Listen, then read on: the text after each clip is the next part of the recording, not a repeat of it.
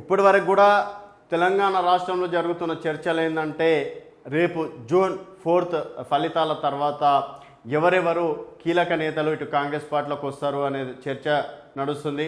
అలాగే కోమటిరెడ్డి వెంకటరెడ్డి గారు కూడా నిన్న జరిగినటువంటి ప్రెస్ మీట్లో కూడా దుకాణం అంటే బీఆర్ఎస్ దుకాణం బంద్ అవుతుంది, జూన్ 5న తర్వాత అసలు బీఆర్ఎస్ పార్టీ అనేది ఉండదు, దాదాపుగా 20 మంది ఎమ్మెల్యేలు కూడా మాతో టచ్లో ఉన్నారని చెప్పేసి కూడా చాలా సందర్భాల్లో చెప్పారు.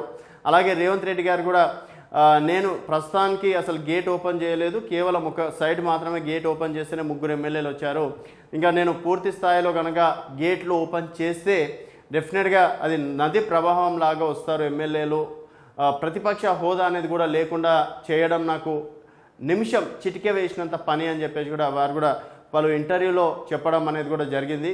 సో తర్వాత ఈ మధ్యకాలంలో హాట్ టాపిక్ అయినటువంటి పేరు మల్లారెడ్డి గారు.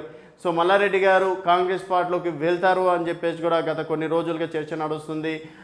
భూ వివాదం కావచ్చు, రీసెంట్గా భూ వివాదం ఒకటి నడిచింది, దానికన్నా ముందు డీకే శివకుమార్ని కలవడం కావచ్చు, డీకే శివకుమార్ని కలవడంతో ఇంకా అయిపోయింది, డీకే శివకుమార్ తోటి డైరెక్ట్గా ఢిల్లీలో ప్రియాంక గాంధీ తోటి కనవ వేసుకోబోతున్నారని చెప్పేసి కూడా ఆ రేంజ్లో చర్చలు నడిచినాయి.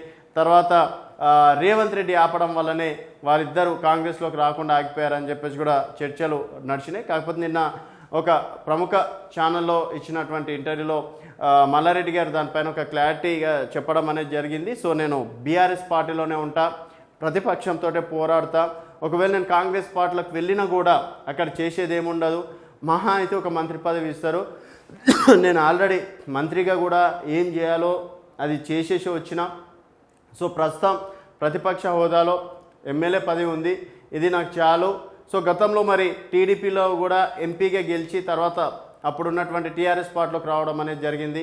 సో మరి అధికారం కోసం మీరు ఆ పార్టీలోకి వచ్చారు అని చెప్పేసి కూడా అడిగినప్పటికీ అప్పుడు పరిస్థితులు వేరు, ఇప్పుడు పరిస్థితులు వేరు. తర్వాత కేసీఆర్ గారు నాకు ఎన్నో అవకాశాలు ఇచ్చారు, మా అల్లుడికి ఎమ్మెల్యేగా టికెట్ ఇవ్వడం, తర్వాత ఎంపీగా టికెట్ ఇవ్వడం, తర్వాత నాకు మంత్రి పదవి ఇవ్వడం, మళ్ళీ ఎమ్మెల్యేగా టికెట్ ఇవ్వడం అనేది ఇది జీవితానికి చాలు.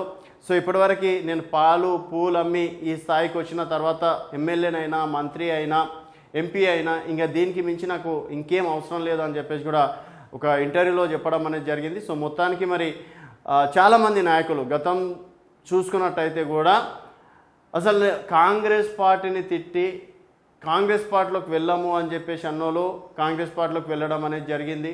తర్వాత ఇంతకుముందు కేసీఆర్ని తిట్టి మళ్ళీ సడన్గా అప్పుడు టీఆర్ఎస్ పార్టీలోకి వెళ్ళి డైరెక్ట్గా మంత్రులు అవ్వడం అనేది కూడా చూసినాం.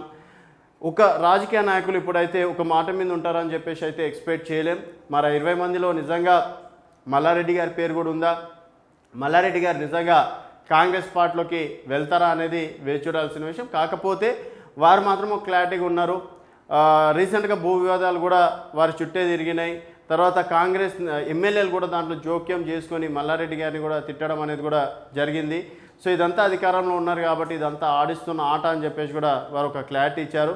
సో అధికారంలో ఉన్నప్పటికీ తను వెళ్ళినా చేసేది ఏముండదు, ఒకవేళ ప్రతిపక్షంలో ఉన్నా కూడా నేను ఇక్కడుండి కూడా చేసేది ఏముండదు అని చెప్పేసి కూడా కాంగ్రెస్ పార్టీ వెళ్ళడం పైన ఒక క్లారిటీ అయితే ఇచ్చారు. మరి దానికి సంబంధించి డీకే శివకుమార్ని కలవడం కావచ్చు, తర్వాత ఈ మధ్యకాలంలో ఇటు కాంగ్రెస్ పార్టీ పైన రేవంత్ రెడ్డి గారి పైన ఎటువంటి విమర్శలు చేస్తలే. గతంలో అయితే రేవంత్ రెడ్డిని నానా రకాలుగా కొన్ని బూతులు కూడా వాడడం అనేది జరిగింది. తర్వాత ఈ రాజకీయాల్లో సహజం. సో నేను వారిని తిట్టాను, వారు నన్ను తిట్టారు. సో తిట్లు అనేది ఒక రాజకీయ పార్టీలో ఉంటాం కాబట్టి డెఫినెట్గా అది కామన్ అని చెప్పేసి కూడా చెప్పుకోరావడం అనేది కూడా జరిగింది.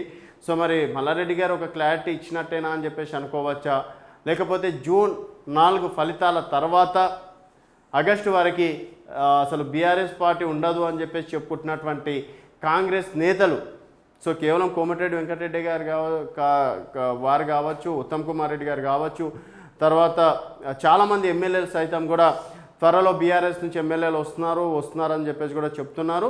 కేవలం ఎన్నికల్లో ఉండడం వల్లనే ఆగారని చెప్పేసి కూడా ఒక రకంగా చెప్పుకోవచ్చు.